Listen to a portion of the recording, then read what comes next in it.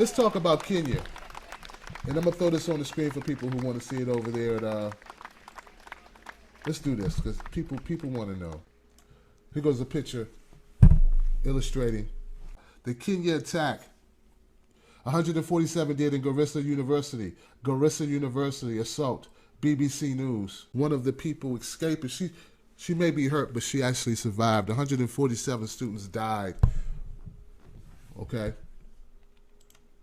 Now, a lot of people think this just happened. In fact, a lot of people went to the BBC website, which is the website where that picture is stored, where the story is.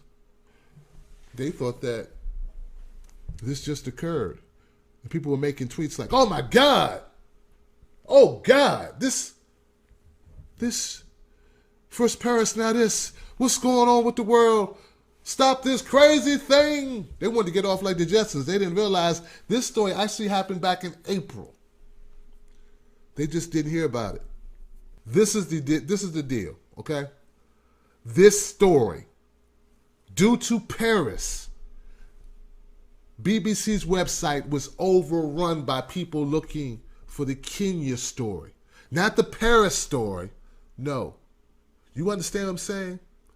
And that's really the best part. I want to push the best part forward for you. The best part of this is there were a lot of people who were very upset about Paris getting all of this attention. It shouldn't be this way, I understand. But come on, we live in a white supremacist world. Y'all know this. Why are people surprised? I go missing tomorrow, won't nobody care. Becky go missing, everybody's looking for months. You might care, but I'm talking generally speaking. White people worth more than black people. Women worth more than men. Come on. I'm not saying this right. It's like, we exposed the truth. You knew the truth before Paris, didn't you? You did know that, right? That a little, yeah. Come on, man. You knew it. I'm not saying you're racist. I'm not saying I'm racist. I'm saying we live in a racist system. I'm not going to sugarcoat that shit. If you just woke up, if you were just born today and learned the art of listening, comprehension, and reading and whatever, now you can grasp concepts. Let's say it together. I live in a racist world. Period. Before you say something else to try to and we live in a world where money matters more. No, let's end there first. Stop. End the thought. Now change thought. Yes, there are other things that are also bad, but we have to accept reality here. Mark Zuckerberg did. Mark Zuckerberg took a lot of heat on Facebook because people were saying, hey, all this attention for Paris.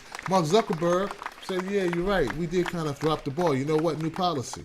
Every atrocity, we're going to give it the same attention. You're going to get your avatar, change your profile picture for every atrocity that comes by, or we'll do none of them. But we're going to do them all the same. We have to pay attention because we're getting it wrong.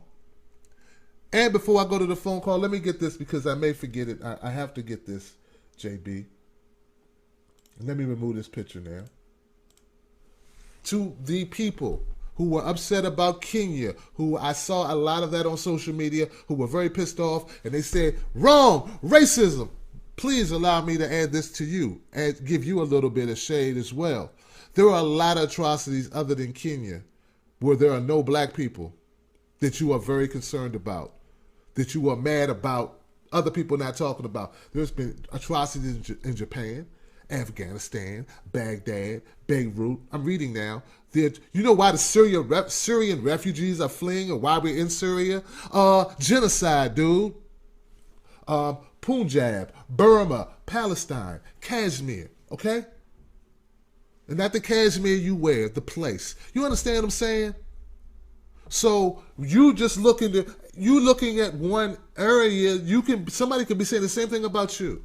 How you're only concerned about Kenya because you didn't even know about the other places. I'm not saying I knew about all of them either, but what I'm saying, there is a lot of hell all over this globe. A lot of hell all over this globe. And it kind of goes back to what I was saying the other day about money. Cash rules everything around me. Cream, get the money. Dollar, dollar bill, y'all. Yes, race. Yes, money too. But one good thing out of this is that a lot of attention has been flooded to Kenya. Okay? A lot of attention. More attention on the BBC website for the Kenya, which is a May, June, July, August, September, October, November, 7-month-old story than the story that just happened 48 hours ago. So that says, hey, maybe there's hope for us after all. As if clicking on a picture or clicking on a story is evidence of that. But evidently, not clicking on the story was evidence of something. Does it change anything? Maybe so. Maybe it changed the way you think. I don't know. Anyway, guys, that's what I got. That's what I know. 147 people died in Kenya. This guy, I think they're still looking for him. If you got him, you can make $100,000. They have a bounty on his head, which is a lot. $100,000 is a lot of money wherever they're looking for this guy. Kenyan most wanted. I don't even know his name.